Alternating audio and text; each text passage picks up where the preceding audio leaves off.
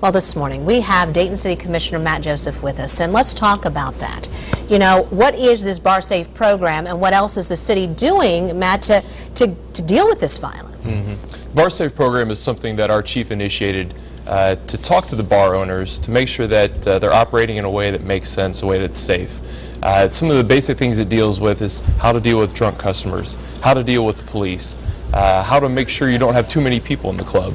Making sure you have the right people at the door, the right people checking IDs, just to make sure that the rules are complied with. When the rules are complied with, the chances of an incident like this go way down. You don't have overcrowding the club. Reportedly, this all started when people banged up against each other on the dance floor.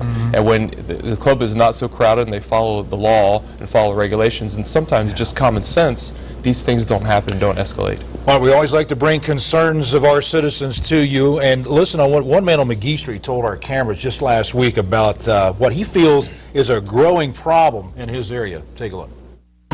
You don't know what's in that property. There could be chemicals are in that property. That something could, besides the siding which is burning, there could be things in there that would spread poison in the air. You never know. All right, so the question, what is the city doing to address the risk that these vacant fires pose to neighbors and firefighters in their area? The biggest thing we're doing is taking down these houses as soon as we can.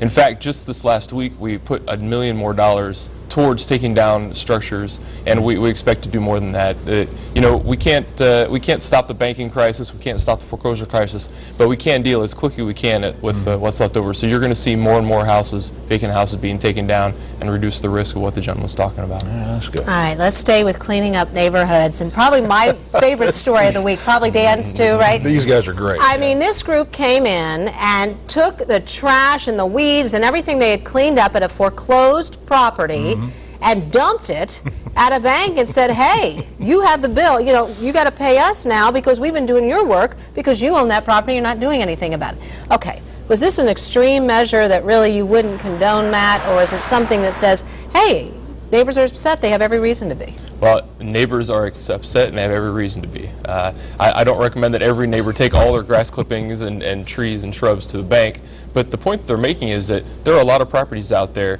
that are being sort of dumped on the neighborhood. I have one in my neighborhood, everybody has one next door or down the block that is just growing up because either they can't trace the owner, the bank won't take possession of it officially because then they'd have to take care of it, or it's caught up in some legal proceedings.